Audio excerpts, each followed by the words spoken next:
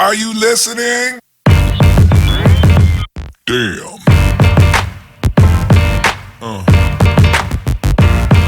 Yeah.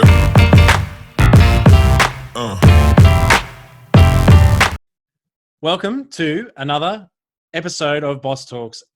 If this is your first time, welcome. My name's Joel Lord, and I'm here with the amazing Christine Drummond, and we are here to help you by sharing some of the things we've learned along our journey of approximately 40 years on the planet each. 80 years of experience, Christine. That's amazing. We can really share that. But we want you to be the boss of your life. We want you to take the reins, get in the driver's seat, get in the cockpit, really just rocket ship to the masterpiece life.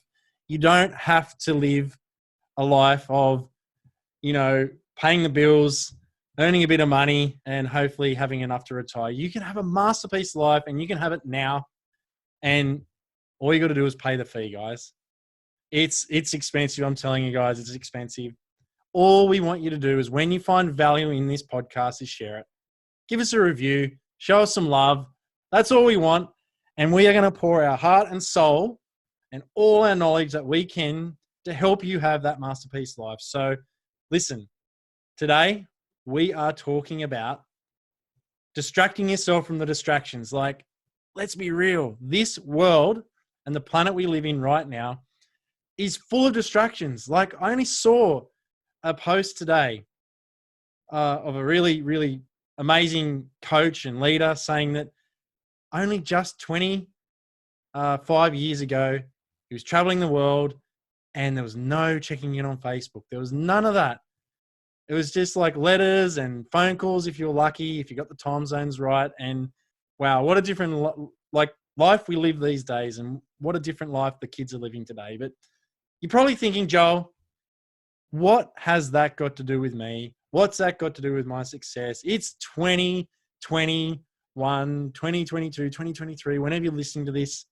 And yeah, that's a great question. So before we even get stuck into it, I'm gonna switch over to Christine, because I want to know how she's feeling, because she's just finished the 75 hard. So she's had zero distractions and she's made it happen. So Christine, how are you feeling after doing the 75 hard, and what's it done for you?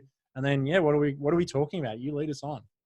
Mate, I am feeling absolutely amazing. And I want to share a quote with you first before I get stuck into how I'm going after the 75 hard. But the quote is, you can't do big things if you're distracted by small things. Now, the 75 hard, when I started 75 days ago, I made the decision that I was going to do whatever it took to make it to the end of the 75 days.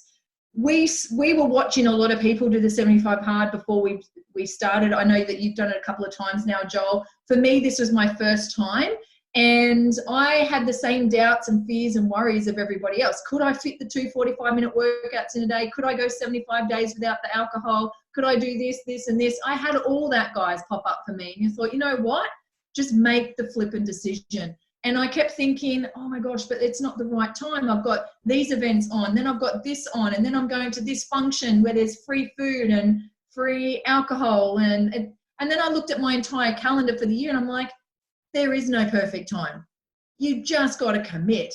And I think that's what separates the high performers or the successful people from the unsuccessful.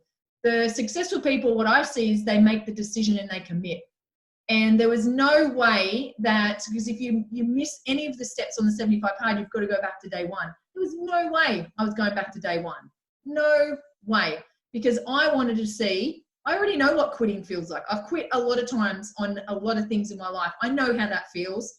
I know how that's going to bring guilt and shame and embarrassment and all the other things that come with failing. I wanted to see what happened when I actually showed up for myself and didn't break the promises. And you know what?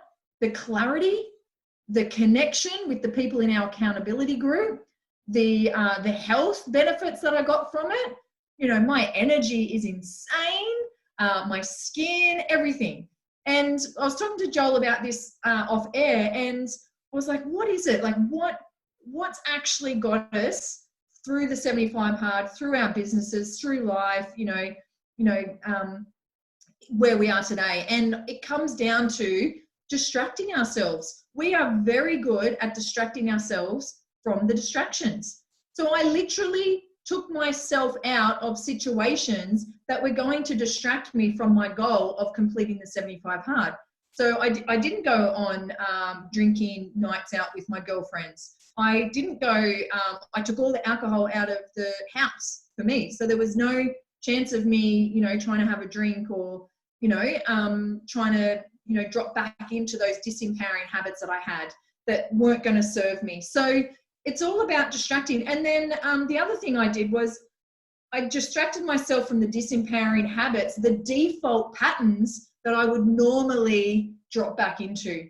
And I instead distracted myself to more empowering habits, to more empowering actions, to more inspired actions that led me closer to my goals and my aspirations. Now, imagine if we did that. Imagine if more of us did that. So, Joel, I suppose that's a long-winded answer to how I'm feeling after the 75 hard, but I did a Facebook Live on it today, and there's a lot of people that are joining us on the next one. So I'm so excited to be, having another look at it down the track.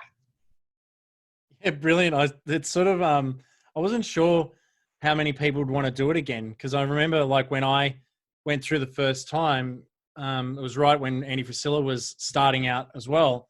And then he started adding all these other phases to it. I was like, even though I live in the Gold Coast, I'm a bit of a sook in that regards. I didn't want to do the cold showers. Like that was literally the only thing I didn't want to do. And I've started phase 1.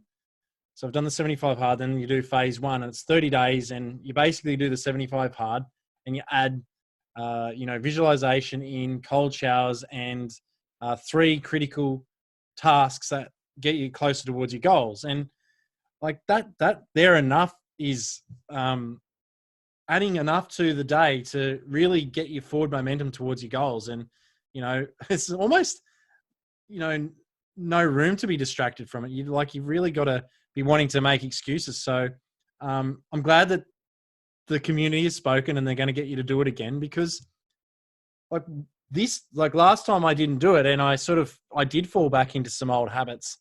Like I got the benefit, but I plateaued and sort of went down a bit, not all the way back. I still had the mindset, but not in other areas that were important to me as well. And this year I thought, well, just got to keep doing it. And when I finished, I was talking to my wife and to my son, who's been getting up at 4:30 every morning with me and doing our first 45-minute exercise. And, that was his idea, because he had to find a way to fit it into his school as well. Not that currently he's at school because of holidays and other reasons, but, we just looked at it and it just made so much sense. Like, why would I stop doing something that's so good for me? And I couldn't come up with a good enough answer to go back. What am I going to do? Stop the meal plan and then fall back into old habits of eating? Or, it's so crazy what humans are like, chasing that dopamine hit. They're finding it from cake and Facebook instead of working on your business and doing sit-ups. You know what I mean? Or people find it in alcohol. And I thought, well, it's almost a massive lack of common sense for us to stop. So we didn't even stop for one day. We didn't sleep in one day. We just kept going at 4:30 in the morning, and and that's because it's exactly what the title says. That in itself is distracting us from other distractions. You know what I mean? So, and obviously doing the other tasks. Like for me, it's the cold shower. Some people it's alcohol. Some people it's exercise. There's one task at least on there that you're going to not like, and you got to do it anyway. So like Vicky even is doing cold showers, and she's 10 times worse than me. She'll wear warm pajamas in summer. That's how snuggly she likes to be. So her having a cold shower is like poison. So yeah. And you know what? I just Googled, because my maths is fantastic, all right, at this time of the week. But if you live to 80, you're going to have approximately 30,000 days. And so many people make so many excuses that they can't do the 75 hard, or they can't make it, or they quit because by 2:00 they haven't got this first workout in or whatever, like it's just, it's fascinating. Like this 75 hard is this time having such a community around us has been absolutely fascinating. And I'm not I've said my piece about the people that have dropped out like sooks, but like the results will speak for themselves. The people that have done the 75 hard that are absolutely living through the same tough times as everyone else right now, they are messaging me, and I'm sure they're messaging you going, thank you so much that you brought this to us, because my mindset would be horrible right now. I know what I used to be like. And if I was distracted by the news and Facebook and conspiracy theories and all this stuff, and I wasn't working on my mindset, my body, my discipline and all these things, I would, and they look at me and they go, I'm so level-headed now. I can't believe it. My discipline's amazing. And I'm like, it's true. I saw what it did for Andy Facilla. Like, look at that guy now. And look at you, look at Christine and any of the other people. Like, we've got people that have lost 40 kilos. They're people with 5 kids that had excuses and now they don't. Like, I'm just so proud that they've all done it. So, yeah, that was like scooping off to the left, I feel. But, like, yeah, it had to be said. Like, those people that have done it have had all the same distractions as every other listener here, and then some. For God's sake, Paul, big shout out to Paul Connolly. The only reason why he had to start again is because he ended up 3 days in hospital. He was trying to get out to do it. And I know people that would have done the same thing and just quit, or said, oh, look, I couldn't help it, so I get to stay at day whatever I am on. You know what I mean? But he just kept going. He didn't even miss a beat. He could barely walk. And he came out and he started his 45-minute exercise. He started walking. It was bloody hot back then. And he was a big guy. He was a really big guy, and he had so many reasons not to be able to do the 45 minutes. And if he can do it, and if our other friend Serena with like 5 kids can do it, and we can do it while we're traveling the country or whatever we're doing, like there's no distraction great enough to prevent you from having what you want. If it's not the 75 hard, and if you stuff that up, it's going to show up somewhere else in your life, in your business or something. So that's my point, Christine. I'll be quiet now. I'll get back in my box. I love that you kept going on about it, because the 75 hard is the distraction. If you be part of this program, it's distracting you from every other shitty excuse that pops up. It's distracting you from all the other noise that's going on out there. So yeah, we need to give a big shout out to those people. Louise and Liz and Emma and I know there's a few people in the group that have had to restart quite a few times, but they haven't quit. They haven't given up, and I respect them for that. Like that takes guts. It takes courage. And, and that they don't have that fear of embarrassment to go, shit, I'm starting for the 3rd or 4th time now. They're just, you know what? I screwed it up again. I'm back on the day one, and I'm just going to crack it out again. But for anyone that hasn't done it, I know we bang on about the 75 hard quite a bit on our podcast, but you know what, guys? It's because it works. It's because it what's that saying? It starves your distractions and it feeds your focus. Now, I was talking to Joel off air before this call, and what I'm noticing out there is that people have no flipping idea who they are, what they stand for, what their values are. So of course you're going to get distracted. Of course you're not going to be able to direct your focus because you've got no idea what it is that you actually want or where you're actually going. We're floating through life. So what I'm saying to you guys, that was me. That was me about 10 years ago when I hit rock bottom, and I'm thinking, oh my gosh, like I have no idea how to get out of this hole. I have no idea who I am anymore. I'm like, I feel like a shell of the person I used to be. And then I started to think about, well, who is it that I actually want to become? You know, and I just started to be that person. I started to act like that person. I started to embody the traits and the characteristics of that person. Now, I was saying to Joel before, like, we feel like we're very clear on who we are and where we're going. That's why the 75 hard for us was like, we just cracked on, you know, and we got it done because we're very strong. When we say we're going to do something, we're going to do it. We really want to hold ourselves to that higher standard, you know, and we want to move ourselves to that next level of consciousness. We want to grow. So we're always looking for ways to push ourselves out of that comfort zone. And was the 75 uncomfortable? Absolutely. It was uncomfortable having to wee every bloody 5 seconds. It was uncomfortable having to, go to these functions and be the one person that's not drinking, But you know what, guys? My goals, my dreams are bigger than my excuses. And I'm going to do whatever it takes to protect those goals and to protect those dreams, And I've got a couple of little people that live in my house that are looking up to me, that know that I'm doing the 75 hard, that have been part of it along this journey, that are cheering me on. If I turn around and go, Mummy gave up, didn't quite get to the end of the 75 days, what message am I telling them? When all I ever tell my kids is just do your best. That's all I ever want. I want you to do your best. Now, if I'm quitting on day 30, 35, day 71, whatever, is that me doing my best? No. So of course I'm not going to quit. Of course I'm not going to make an excuse. So we have to distract ourselves and redirect our focus to more meaningful things. But here's the thing.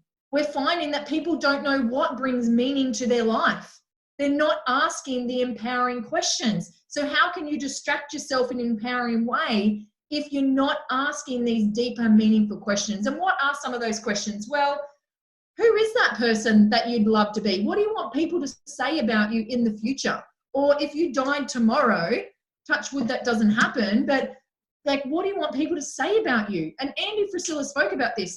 Do you want people, do you want that church filled and have people standing outside the doors, or do you want to have 1 or 2 people there and not really be remembered? How do you want to live your life? How do you want to be seen? And I'm constantly reinventing and evolving and tweaking the person that I am, because I want to keep pushing myself and I want to keep growing and having a greater impact and having greater experiences in life. And something that Brendan Burchard said, and I've heard this before with Keurig Ashley as well, is 3 words: live, love, matter. At the end of your days, did you live, did you love, and did you matter? Imagine if you woke up every day and lived your life in accordance with those 3 words. How can I live a fuller life? How can I live a more meaningful life? What brings meaning to my life? What am I grateful for? What makes me happy? What makes me feel like me? What do I stand for? What are my values? What are my priorities? What are my goals? Imagine asking yourself that and living life in accordance to that. Did I love? Did I allow a love in? Did I love myself? Did I love others? Did others know that I love them? One of my beautiful friends, Claudette Anderson, always says she never lets anyone leaves her presence without them feeling loved. She either says it to them, or she physically shows them, or she even when I send her messages, because she's in America, even when I send her messages, she'll send it back and she'll always say, "I love you, Christine." And it just makes you feel so good. I'm getting goosebumps even just thinking about it. So did I live, did I love, and did I matter? Gosh, that's such an empowering question. Did I matter? What was I someone that someone else looked up to in life? Did I leave an impact? Did I leave a legacy? And it doesn't even have to be these massive, big goals. We get that. Joel and I, we want to change the world, but there's only a few crazy people that believe that they can do that, and we're part of that group that believes that we can change the world. But my question to you is, did you matter in your family, in your friend circle, in your community, in your town? However, whatever that means to you, did you matter? When was the last time you asked yourself questions like that? So I know I've gone on a bit of a rant there, Joel, but I know that you love these questions as well. But is there any other questions that you dig deep, that you that pulls out that inner essence of yourself and really gets your spirit going? Yeah, there's lots of those questions, and something that I've done recently, in fact, is and it's a good place to check in for people, just to play the hypothetical, and you can do this with your partner, or you can do it with someone else. But I sat down and I said, okay, and I said to my wife, and I've been thinking about it before, and I said, let's just say that I'm no longer a coach. I just like that just gets cut out of my life. I'm no longer in, the health and wellness industry either. I'm no longer doing pretty much everything I'm doing right now. What would I do then? What would I go and do? What would my life look like? What would I do to move on from now? And Vicky she was floored. She's like, that is a really, really great question. I said, what if I just leave this life behind and I just do something else? Because to check in there, like I think that's powerful, because if you're not doing what you love, you may have fallen into something like doing it because you think you should. And you're going to fall, maybe you're feeling heavy because of that. Maybe now's a great time to ask that question. It's a time to reset. Maybe you might have not be employed as securely as you thought you were. And maybe you could look at an online business. Maybe that's where you're going to find your joy now, because growth is the gateway to fulfillment. I love hearing how passionate Christine is about growth. And that's why she's more happy than most people, because that's what we're put here for. We're here for happiness, and we're here for growth. We're not here to just stop at 21 and stop the learning then, or when we leave school, or when we get married, or when we why do people get married and then have less of a relationship in 10 years than when they started? Like it was a great, like that's something that Vicky and I have had to face. Like, okay, well, how do we make it better than when we met? Like, wow, what if you asked yourself that, And, I'm putting on a business blueprint, like course soon. And I'm doing it in a group, and I'm asking questions like this. What do I wish my life to look like before they even start a business? Even they're in a business, before they go back to it, how do I wish my life to look like on a day-to-day basis? What would I like to be able to say I truly know in my life and about my life? What do you want to learn? Do you want to be a historian? Do you want to really know a lot about, I don't know, people want to know stuff about egg cups, or, like the ancient Egypt, or like, do you want to be an expert? Doesn't mean you need to make your money from it, but like Christine wants to learn how to be awesome at saxophone.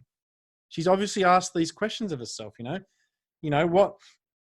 what would I like to be, how would I like to be with other people in my life? My friends, my family, my business associates, my customers, my employees, my community. Like, how do you want to act around them? How do you want to be seen? How do you want to react to them and assimilate with them? Like, what do you want to there? Like, how would I like people to think about me? What would I like to do? I'll be doing 2 years from now, 10 years from now, 20 years from now, when my life comes to a close. Like, what do you want to be doing? Most people don't even think past going to work tomorrow. What specifically would I like to learn during my life? Spiritually, physically, financially, technically, intellectually, and about relationships. And he's the killer. This is where it's a business course.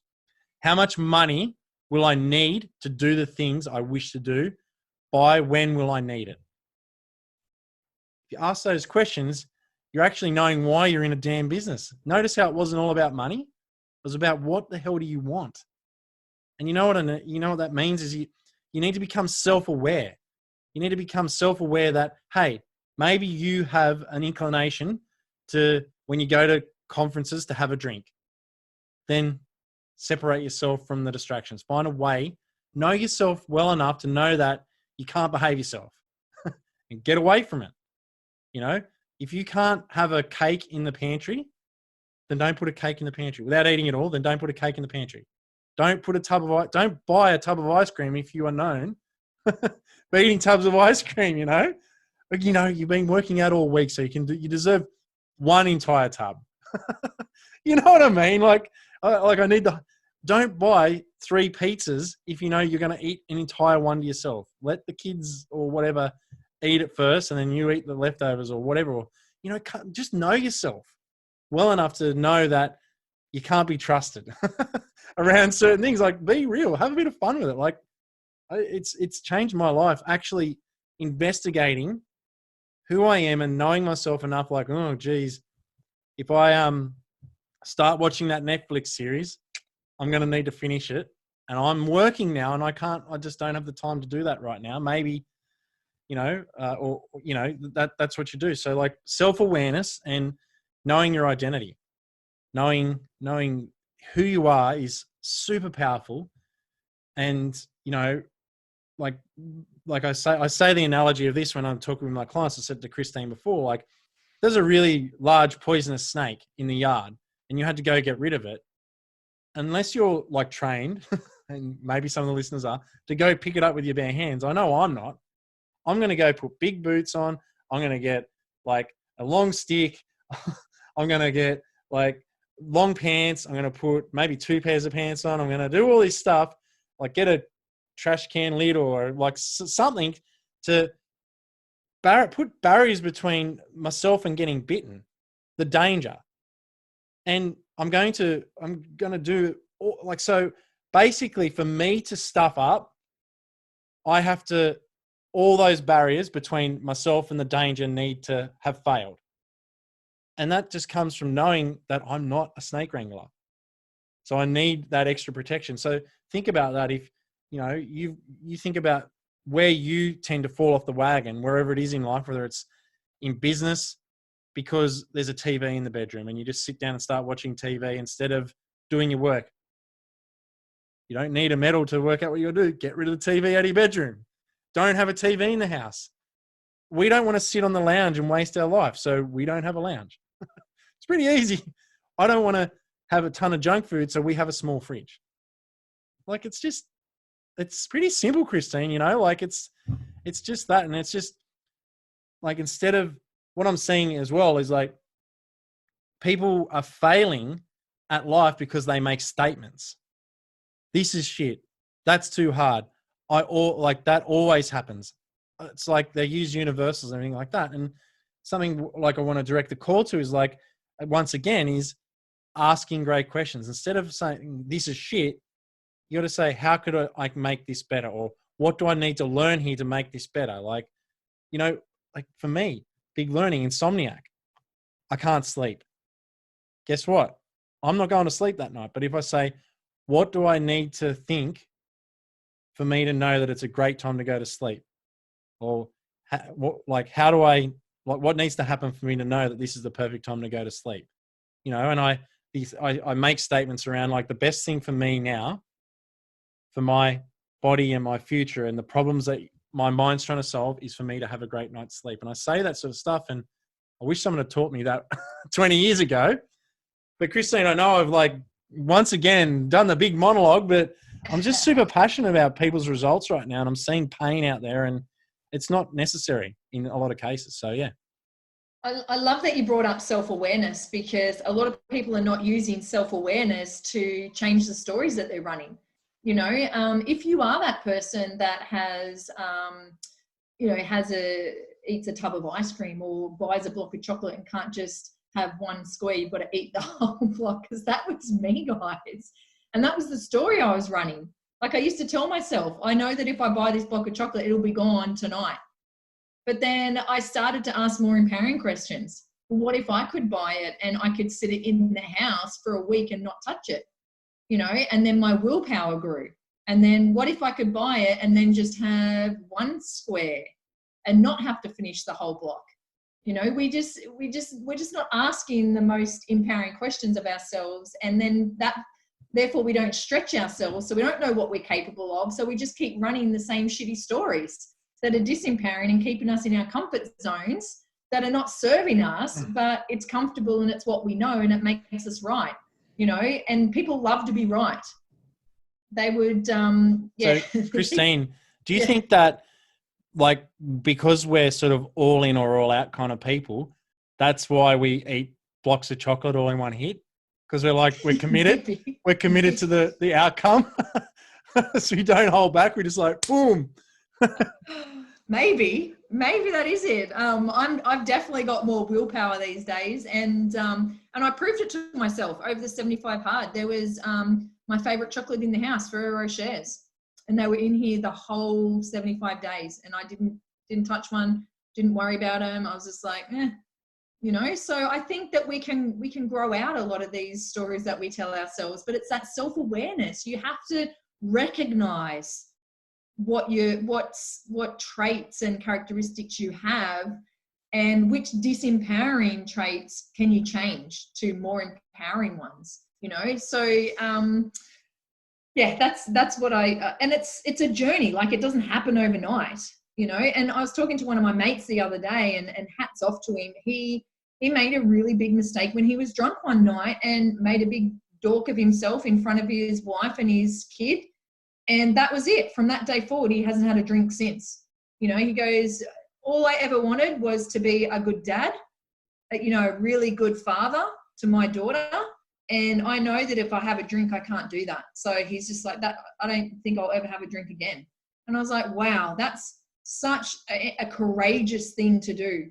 You know, knowing that, wow, I screwed up, and then distracting himself by not even having alcohol in the house, because he knows he will drop back to that default behavior, you know, and that's not serving him. It's not getting him closer to that goal of being an awesome dad. So I really respect that. And I want to kind of switch over to the parent thing for a while, because I know that we have a lot of parents that listen to our podcast. So holla to all the parents out there, and I hope you're going okay in isolation.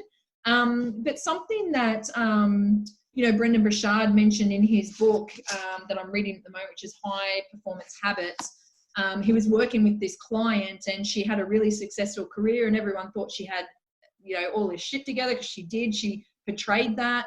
But she felt like she wasn't being the mother or the wife that she wanted to be. And she kept just saying to herself, you know, one day I'll be the mother that I want to be. One day I'll be the wife I want to be.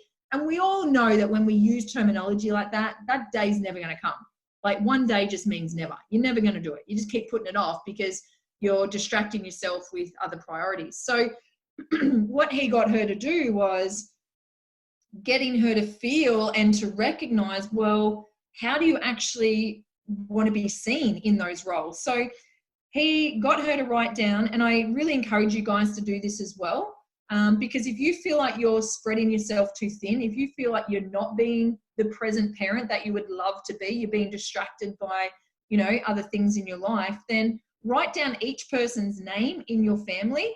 And then imagine that in 20 years, each person is describing why they love and respect you. And if each person could say just 3 words to summarize the interactions they had with you in life, what would you want those 3 words to be? So if you've got kids, write down each child's name and how in 20 years' time you would want them to describe you. This is such a powerful exercise.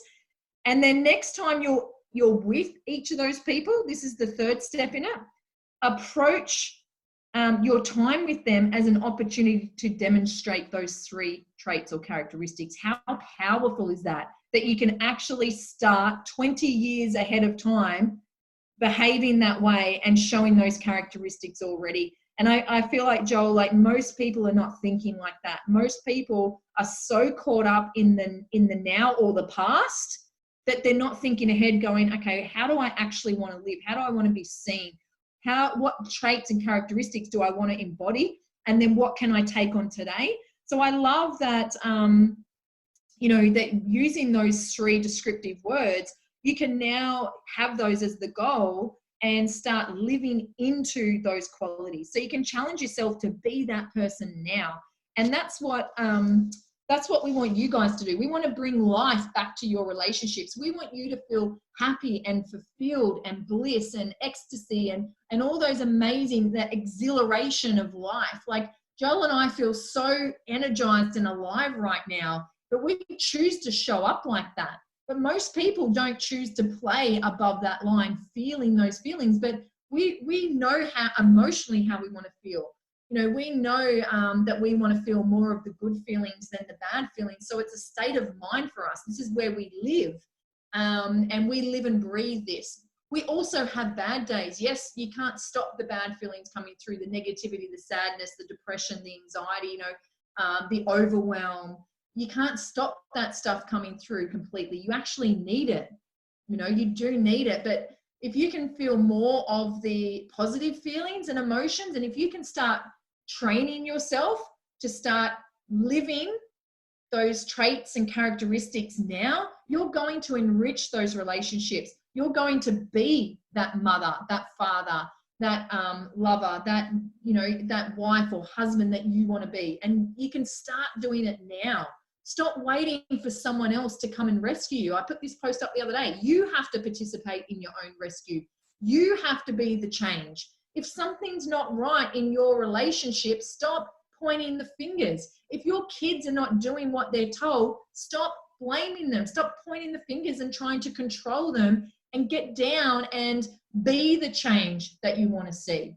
You know, resistance is just going to meet more resistance if you keep being that narky parent that I used to be, you know, and I just kept getting matched with the same kind of attitude back to me. But when I changed, the relationship changed, the behavior changed, the vibration of the household changed.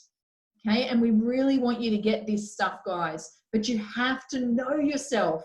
You have to distract yourself from things that are taking you away from that person that you want to be. And I know this sounds fluffy and so simple at the same time, but it takes a lot of work. It just, as I said, it doesn't happen overnight, does it, Joel? No, it doesn't. And yeah, you're so right. It's like I was on some calls today, and I was talking to the clients that were on the call, and I was saying, like, it's, you know, some of them are finding massive challenges in their life at the moment, and they're really under a lot of stress, and like they're looking for guidance. And I said, well, look, you know, we're all very personally developed on this call, and, you know, they're very high level people. And I said, sometimes we've just got to go back to basics. We've got to go back to the cliche stuff, you know, like managing how we think and feel, and realizing that that's a truth, and realizing that, you know, you can control how you react to things. And I'm not saying in the moment, maybe that's challenging for a lot of people now. All I know is that there's been times in my life where I've been focused so much on stuff that's outside my control, and being so distracted by what other people are doing in business deals, in, you know, in companies, and stuff that I'm doing, clients, what clients are doing or what they're thinking, that you can just work yourself up so much. And that's why being coached is so valuable. And it's why I will always be coached, or at least mentored by someone who can literally just go, wait, you know, I know you can't see what's going on, but here's what I see. And you can go, oh, my coach, he just said, like when I was feeling like that, he says, you know, can you control what those other people are doing? You know, can you control that the deal's not happening because they're holding it up? And I'm like, no. He's like, okay, have you done everything you can to, you know, influence it to go the way that you want it to go? And I was like, yes. He said, well, then the rest isn't up to you. You know, there's no point freaking out about that, you know, like you know, people spend 95% of their time focusing on the problem. You don't need 95% of the time to focus on the problem. You already know you got a problem. Wouldn't it be more empowering to spend 95% of your time on finding a solution? And how does that tie into this, Christine? Well, it ties into knowing that you are a type of person that is likely to be focusing on the problem 95% of the time. So when you start to feel gross or stressed or whatever you want to call it, or anxiety or depression, you know, you can actually go, oh, wait a minute, I've been here before. Am I focusing on the problem? There we go, Joel. Well, now you know you're focused on the problem. We already know that the problem's a problem. Let's go looking for a solution. Wouldn't that be better? You know, and how did I fix that? I realized that my wife was walking next to me on a boardwalk, and I was so uptight that if she'd have just said a word to me, I would have bit her head off. Like I was that wound up. And I was like, I don't want to be this guy. That's not me. So I got home, we barely said a word to each other, and I went and I locked myself in the room. And for me, I did Joe Dispenza, meditation, hypnosis. I did everything I could to get myself back in a beautiful state. I walked out, and you could have punched me in the face and I would have thanked you. So what a turnaround. Look, and it took me 6 hours because I was really wound up. But I took that time because who wants to be coached by someone who's ready to bite people's head off? Who wants that energy around them? No one. And that's just the self-awareness thing coming out for me. I know myself well enough. I know when I need to make a call to someone and go, I need help. I'm not feeling that good. And does it happen often? No. Usually I can work myself out in a short amount of time, but I've got people I can call. I got Christine, I got Kurikashi, I got my coaches, I got, smart people that are just trained to do this stuff. And that's why, get amongst it, guys. That's find out who you are, find out your strategy for getting out of bad moods, even if it took you 3 months to get out of a bad mood. You've got a strategy, and all you got to do is work on getting faster at it. And eventually you will not be in a bad mood for longer than 5 minutes most of the time, because you realize it's not an empowering position to come from. When have you ever created a great decision when you're in a bad mood, or, when you're looking at the problem or you're stressed? Christine, I guess I'm logical. It might be the man brain thing happening, but, I just roll the dice in my head and think the probability of me creating an outcome I'm going to be happy with is extremely low unless I change my state.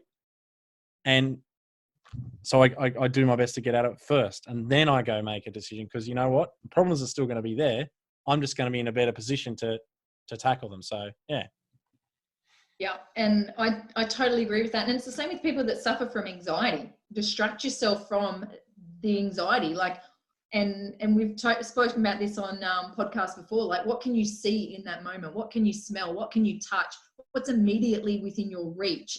Distract yourself from what's going on. But so many of us use it as an excuse. It allows us to play small. It allows us to be right. Oh, I suffer from anxiety. And you just label yourself with that. But what happens if you could overcome it so that you never suffer from anxiety again? I think, Joel, you've nailed it with the mindset stuff. It takes time, guys. This is not stuff that, you can click your fingers and go, right, now I'm this new person and I've got my shit together all the time. No, but what happens is that it compounds. Once you master something, or once you get good at something, that compounds, and then it automatically just happens. It just becomes part of your DNA. So we really want to encourage you guys to really think about the questions that we asked in this podcast today. We're not just blabbing on here. These are questions that we ask ourselves regularly. This is not just every January, on the 1st of January every year, that we're going, who are we and who do we want to be this year? No, it's throughout the whole year. We're constantly tweaking and changing if we need to, and adjusting our sales, that 1%, if that's what needs to happen, but most people, what we're seeing out there, because this used to be us as well, so we can really resonate, is we're stuck in the grind. We're just going through the motions. We're just in survival mode. Who feels like that sometimes, that you're treading water? It's like that duck, the analogy of the duck, where the duck seems all calm on top of the water, but underneath their legs, their little flippers are just going so fast and so crazy. And I know that a lot of people feel like that, because that used to be me as well. And so many people say to me, Christine, I don't know how you get everything done in your day. And I'm like, it's prioritizing, it's distracting yourself. I'm not doing what most people are doing. I'm not sitting there watching, Netflix and, on the couch and falling asleep and then waking up at midnight and going to bed. That's not the lifestyle. I'm cracking on and getting my work done. And I won't watch TV, because I do watch Netflix. That's my quality time with my hubby. But I don't do it until I've finished all my critical tasks, everything that needs to be done in my business, and all the stuff that I needed to do, like having that family time, having that self-care time for myself as well. It's important, the meditations and everything like that. That, again, meditation is an incredible distraction, a positive distraction that is going to help you move your focus in a more positive way. You've heard how it brought Joel out of his mood. I use it as well. I have this survival list now of things that pull me out of these funks so much faster than what they used to. And meditation is definitely one. I use music as well, reading a book, grounding or earthing, which is kicking your shoes off and getting out in the grass, in the sunshine, in the fresh air, out in nature. Just getting cuddles from the kids sometimes is enough to bring you out and really get you back into gratitude. Having a gratitude journal and journaling until your hand gets sore about all the things that you've got to be grateful for. I mean, when was the last time you really sat down? Actually, I know a lot of our listeners already do this, but a lot of people out there aren't even talking about what they're grateful for. They don't even think about what there is to be grateful for. And at the end of the day, our human needs are so simple. Shelter, clothing, food. That's pretty much all we need, guys, and having that human connection and that love as well. But we just get so caught up in the distractions and marketing as well. The big companies, they distract us, and they do it very powerfully. They distract us into buying their products and all the things that are bad for us that, don't serve us necessarily, or the materialistic things. So I think that's where I want to end, Joel, is just basically, sharing with our listeners that you can take your power back. Stop giving it away. Stop giving it away to others. Stop giving it away to things that you can't control. Stop giving it away to the big companies. You take the reins. Get back in the driver's seat. Find out what's important to you. Find out what lights you up, what sets your soul on fire. Find out what that person is that you want to be in the future, or those 3 words that you want people to say about you, and go and start embracing that stuff and watch what happens from that. Watch the magic that is created when that happens. So that's it from me, Joel, I reckon. Well, it was, I'm not even going to try to top that, guys. Like, that was amazing. And you got so much gold from this, and congratulations for making it this far. And, look, anytime you're feeling a bit rough, I can give you one last little tip. Go and compliment someone else. And it's actually, there's studies even showing that will raise your immune system. Complimenting someone else. And like, I love what, you were saying about your friend earlier on, about what she says to you. And like, I bet you she has a really great immune system. I bet you she lives a fulfilling life because she says those great things. And, it doesn't cost anything. And, earlier on in my bad times in the rebuilding, when I felt like I didn't have anything to give, all I was giving was like and loves on Facebook and leaving amazing comments to people I knew that were just starting out in their career as coaches or in their businesses. I was like sharing their stuff, and, and it comes back. It comes back, guys, tenfold. You never know when, but yeah, like, honestly, if you're going to distract yourself, distract it with positivity, things that empower you, things that grow you, things that are expansive. And honestly, like, if you made it this far, you're going to know that there's a challenging time happening right now. And I'm going to just leave you with what I learned from Erin Ashley. The gift we've got right now is that what's happening in the world has removed the things that bring us temporary happiness, the things that we think make us happy. And it's just left the things right in front of you that actually bring you happiness. So you can't go to the movies now. You can't do a lot of the things that you used to be able to do and blow the money on things that used to blow your money on. Now you get the opportunity to spend time with your family, without feeling like you got to do anything. Like, you realize all those things didn't need to happen before. All those things that you thought you needed to do, you don't need to do now. And you could keep this. You could set a new habit of being super present with your family, eliminating the distractions, not watching the news, not being distracted by spending money on shit that doesn't matter. And just, what would your life look like? Like, honestly, it's amazing. Like, I was blessed that my life hasn't changed that much. I had my wake up call 5 years ago. I'm glad I did, because it's really allowed me the chance and the opportunity to help people through it this time. And remember, what's important are your partner, yourself, your kids. The fact that we're so lucky, if you're listening from Australia, that we're in a Western civilization, because we do have all the great things that can be freaking amazing. And so that's what I'm grateful for. And yeah, that's where I want to leave it. So yeah, like, put all your energy into things that really make you happy, and bugger the things that give you temporary happiness, because they don't matter. They really don't. So wherever you are, I hope you're having a most outstanding day. We will talk to you next week. Damn.